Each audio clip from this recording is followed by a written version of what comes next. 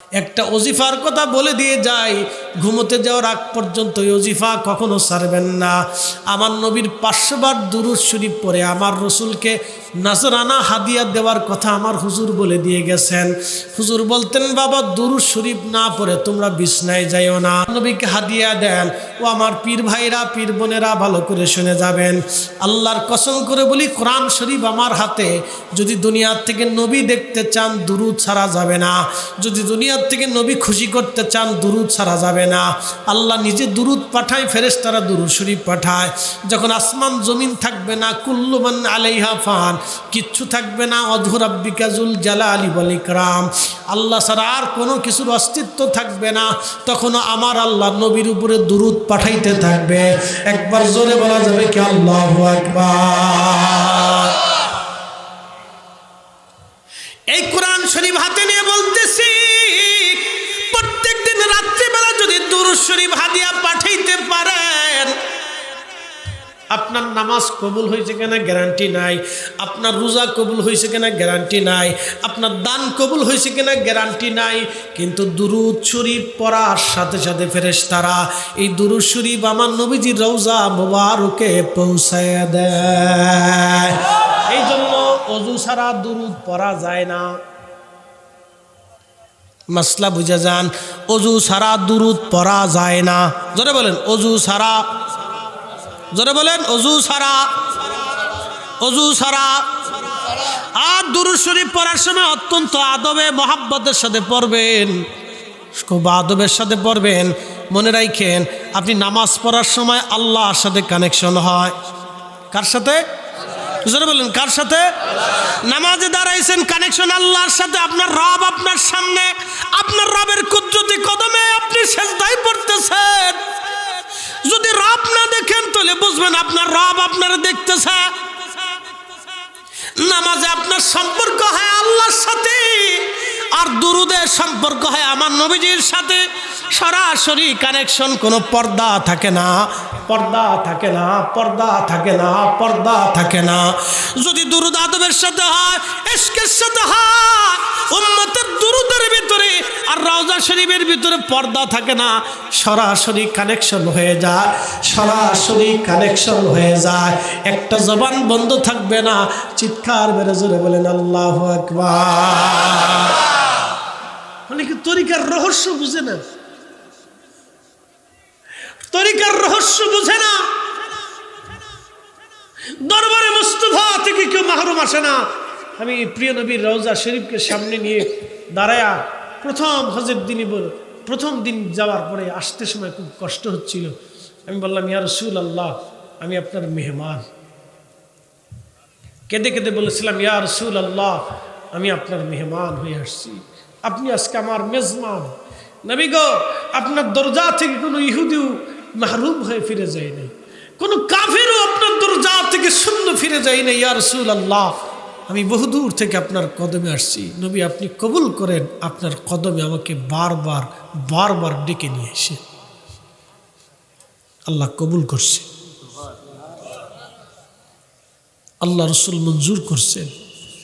নিয়ত রাখবেন, সম্পদ বড় না, নবীর কদমে হাজিরা দেওয়া বড়। কথা ঠিক আছে কিনা? সম্পদ সবসময় বড় না, দরবার মুস্তাফাতে হাজিরা দেওয়াটা অনেক দামি কাজ। যদি হজ ফরজ হয়ে থাকে, একদিনও দেরি করবে। আমার এক মুসল্লি এসে আমার বলতেছিল, হুজুর, আমি আগে কোটি কোটি টাকার ব্যবসা ছিল, ব্যবসা নষ্ট হয়ে গেছে, ঋণ এসে গেছে, দারিদ্রতা ধরে ফেলছে, আমি হজ করিনি, এখন কি উপায় আমার? আমি বললাম, আমার রব তো কাউরে মাহরুম করে নাই, আমার রব তো দয়াশীল। কথা ঠিক আছে নি ইলিয়াস ভাই? আমার রব দয়াশীল, আমার রব তো কাউরে মাহরুম করে নেই। এই শোনেন, আপনাদের কাছে বলে দিয়ে যে একটা কথা, পূর্বতন অপরাধ দিয়ে কোনো মানুষের খোঁটা দিয়ে না। যেমন একটা লোক ধরেন আগে চুরি করত, আসেন এরকম মানুষ আসেনি? একজন মানুষ কি করত? চুরি করত, তো লোকটা তওবা করে এখন ভালো হয়ে গেছে, নামাজ কালাম পড়ে। ওই সেই পূর্বের কথা মনে করিয়া আপনি তার খোঁটা দিলে আল্লাহর দরবারে আপনি আসামি হবেন। বলে কেন? রব বলবে আমি মাফ করেছি। কি কথা কর না? কে মাফ করেছে? এ কোরআন কার? কার জবানের বাড়ি? তা আল্লাহ নিজে বলছে ইন্নাল্লাহা ইয়াগফিরুয যুনুবা জামিআ, তোদের জীবনের সব গুনাহ মাফ করে দেব যদি তওবা করিস। তুই চোর তওবা করছে, নামাজি হয়ে গেছে, চুরি ছেড়ে দিছে, রব বলতেছে আমি তোর মাফ করছি, তুই খোটা দেওয়ার কেডা? কি কথা কর না কে? মুসলমান আগাও বুঝে না, মাথাও বুঝে না, মনে করে কইতে পারলিস। আরে কোন নারী যদি পূর্বতন অপরাধ করে ফেলছে, এরকম হয় না ভাই? জীবনে যৌবনে কত কথাই কত ঘটনাই তো মানুষের জীবনে ঘটে যায়, ঘটনা। তো কোনো মেয়ে পূর্বতন জীবনে একটা ভুল করে ফেলছে, ওই ভুলে টেনে এনে তারপর আপনি অপবাদ চাপিয়ে দিয়ে কষ্ট দিবেন না, কারণ তার জীবনের কোনো হয়তো তওবা একদিন কান্না কবুল হতেও পারে। কথা ঠিক আছে নি? আপনাদের মনে রাখেন, এগুলি সূক্ষ্ম সাবজেক্ট, সূক্ষ্ম, কিন্তু বিবেচনা অনেক বড়, কাজ অনেক দামি। মনে রাখেন, নিজের দরজা থেকে কোনোদিন ক্ষুধার্তকে মাহরুম করবেন না, ক্ষুধার্তকে মাহরুম করবেন না দরজা থেকে। বলে দিয়ে যাই, ওয়া আম্মাস সাইলা ফালা তানহার, ভিখারিকে কোনোদিন ধমক দেবেন না। আর আইতাল্লাযী ইউকাযযিবু বিদ্দীন, নবীজি আপনি কি দেখেন না তারা আখিরাতকে অস্বীকার করে, আমার বিচার দিবসকে অস্বীকার করে, আমার সামনে দাঁড়ানোটাকে তারা অস্বীকার করে, আমি যে মালিক ইয়াউমিদ্দিন এই দিবসটাকে তারা অস্বীকার করে।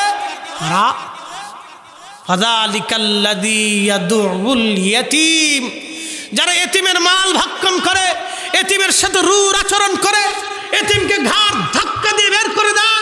বাংলাদেশে বহু চাচা আছে, ভাতিজা এতিম হয়ে গেলে চাচা ভাতিজার জমি বুঝেই দিতে চায় না। এক কথা বলেন না কেন? জোরে বলেন।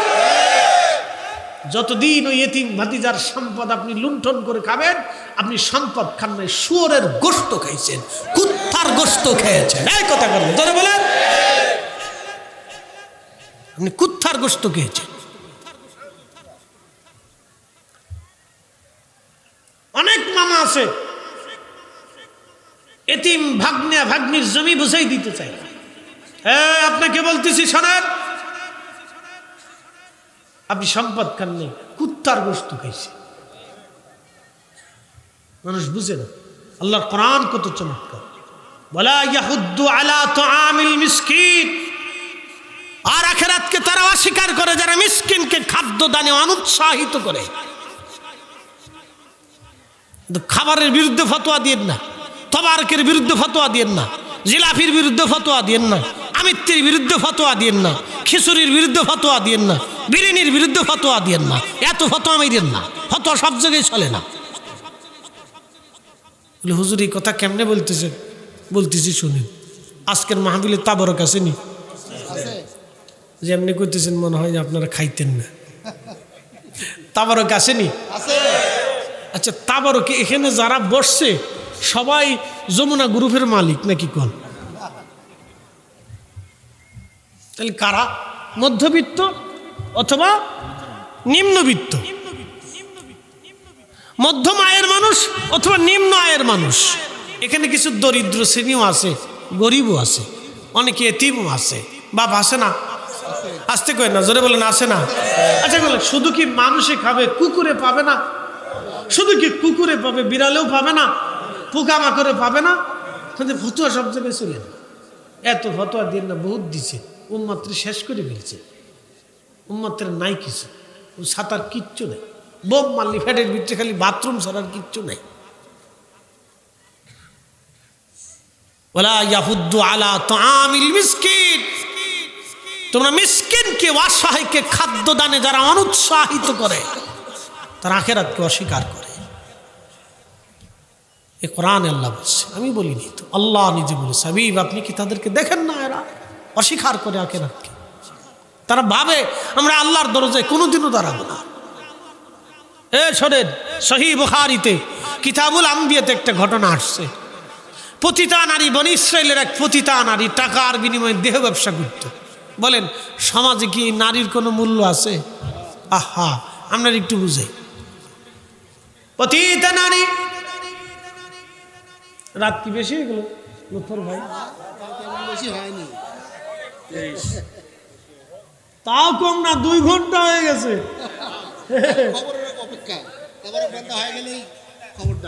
আমি তো জানি ওরা তাবারকের কথাকে আমার খালি খাটাইতে থাকবে আজকে, লেগে আগে লইছে আবার। না রে, তাবারক না হলে কিন্তু আমি ক্যাম্প করে দেবো, তাড়াতাড়ি লই আয় রে ভাই, তাড়াতাড়ি। শাহাবুল ভাই তুই তাবারক লিয়ে আয় ভাই, আমি 2 ঘন্টা চলে গেছি কিন্তু আমার জান শেষ। 2 ঘন্টা বরাবর চলতেছে রে। কিন্তু এখানকার থেকে বাইরে বেশি, আমি গেছিলাম তো বাইরে লোক তো হবে, ওই তো সব নফসে আম্মারা, এটি খাওয়ানোর লেগে আইছে। কি কথা কর না কেন, এটা নফসে আমার এটি খাওয়ানোর লেগে আইছে। ওর নফসরে খালি করতেছে পরে যা পরে যা, যখন খাওয়ান দিবে তখন যা। নফসে আম্মারা, আর যে নফসে মুতমাইন না, এটা বুঝে রয়েছে একসাথে কেন মারহাবা। ইস, একই মানব জাতির ভিতরে কত ভাগ না, একই মানুষ।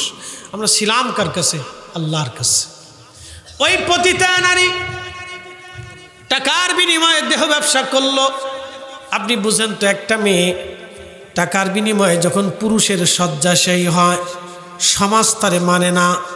মানে সমাজ কখনো মানে না। কোনো মুরব্বী কোনোদিনও তার ছেলের বৌমা হিসেবে কোনো পতিতা নারীরে মানবে না। তওবা করলেও মানে না। কোরআন শরীফ শুয়ে ওয়াদা করলেও মুরব্বী মানবে না। না, কখনোই এই মেয়ে আমার ঘরে আনবো না যেই মেয়ে বহু পুরুষের শয্যাশায়ী হয়েছে। রাষ্ট্রও তারে মানে না। রাষ্ট্র যদি মানত তাহলে ওই যে ডক্টর ইউনুস, নাম দিছি সুইদা ইউনুস, এই সুইদা ইউনুস দেশটারে একবারে শেষ করে থুয়ে চলে গেছে। দেশটারে ভিক্ষার থালে হাতে দিয়ে চলে গেছে। এই সরকার বিপদে পড়ে রয়েছে, মাইন কিসিবে ফেলে তুই গেছো শতাব। আমি প্রথম জুমার দিনে, যেই দিন প্রথম জুমা, এই 5 আগস্টের পরে জুমার দিনে আমি খুতবা শেষে আলোচনা শেষ করে বলেছিলাম, মুসল্লিরা আমি তো আপনাদের খতিব, 4 থেকে 5 বছর আপনারা আমার ওয়াজ শোনে। আপনাদেরকে একটা কথা বলি, এই ডক্টর ইউনুস এই সুদে মনে রেখেন, যে সুদ খায় তার কাছে আল্লাহর কোনো রহমত থাকে না। আমি বললাম, দেখেন এটা লোকটা ভালো হলো না, আপনারা পরে বুঝবেন। এখনকার হুজুর আপনি ওই সময় বললেন কেমনে? আমরা সুদের দিকে তাকায় বলছি, যে বেটা সুদ খায় এ বেটার কাছে খোদার কোনো রহমত থাকে না, ওটা নিকৃষ্ট জীব, কুত্তার সেই তো নিকৃষ্ট ওটা। আমি ঠিক করলেও ঠিক, না ঠিক করলেও ঠিক, এই কোরআনে যেটা আছে এটাই ঠিক।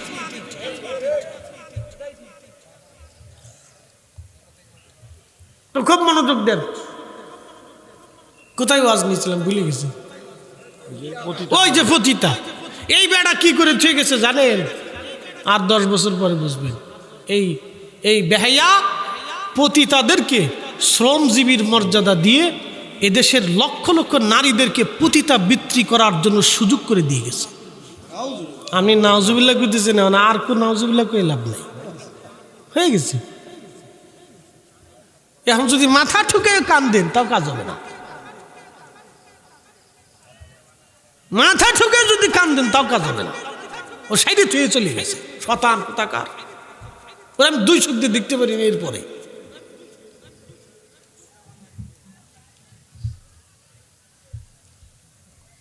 খুব মনোযোগ দেন।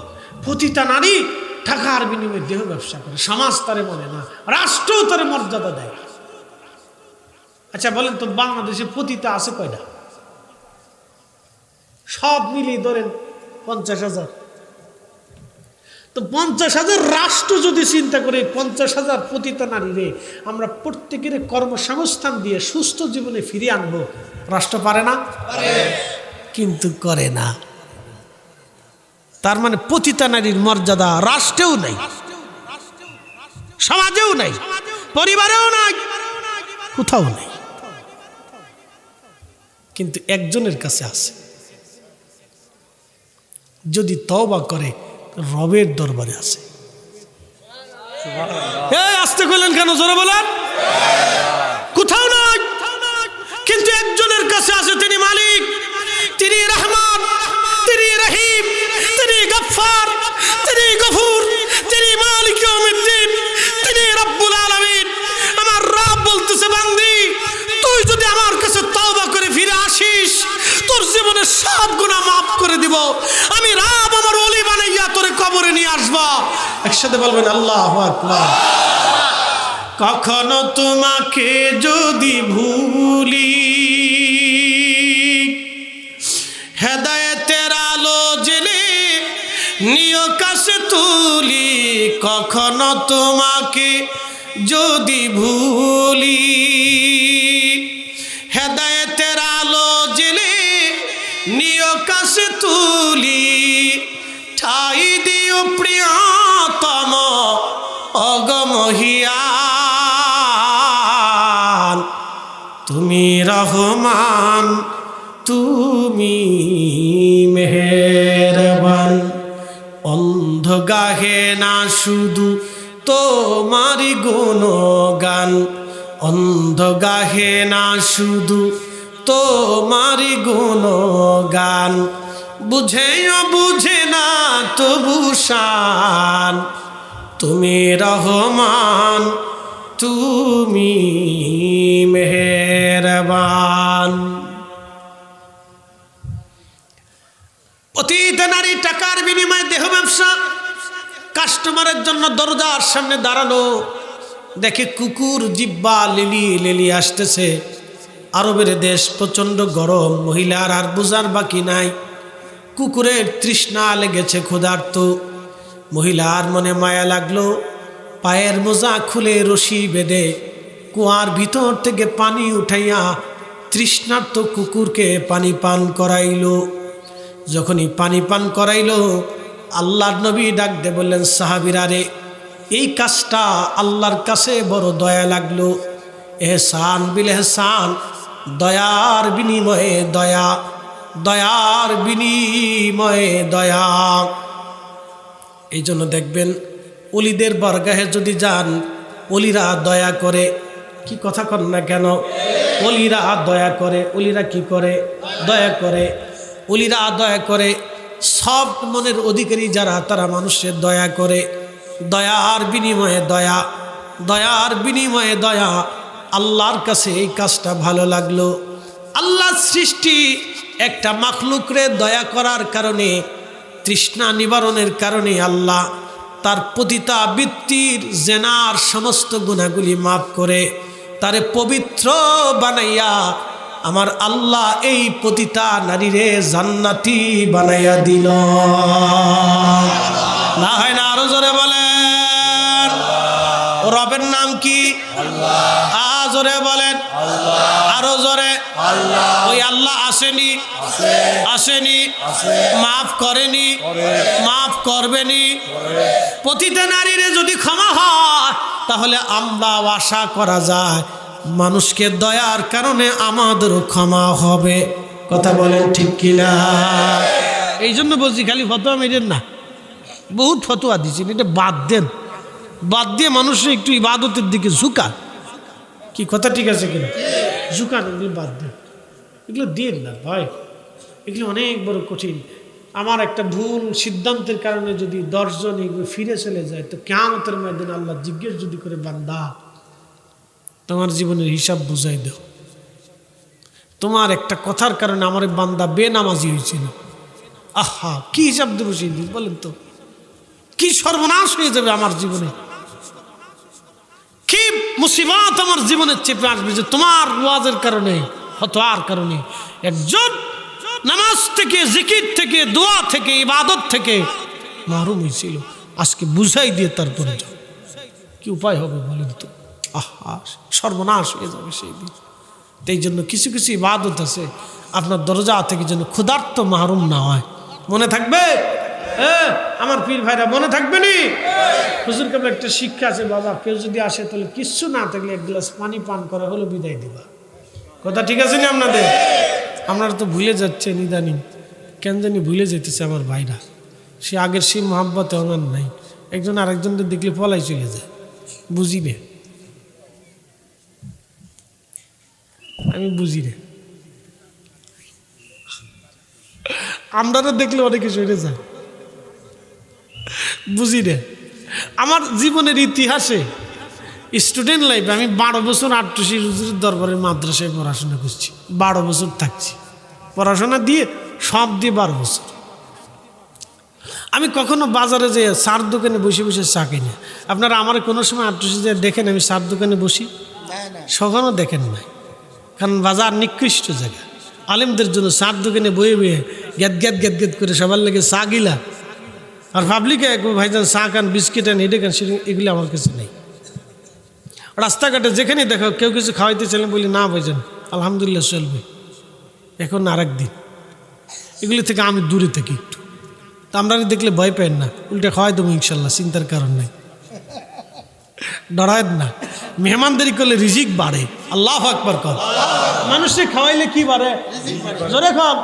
রিজিক কি আমরা বরাদ্দ করি না আল্লাহ করে? লুৎফর ভাইয়ের রিজিক কি আমার হাতে না আল্লাহর হাতে? এখানে যারা আসছে সবার রিজিক কি আমাদের হাতে না আল্লাহর হাতে?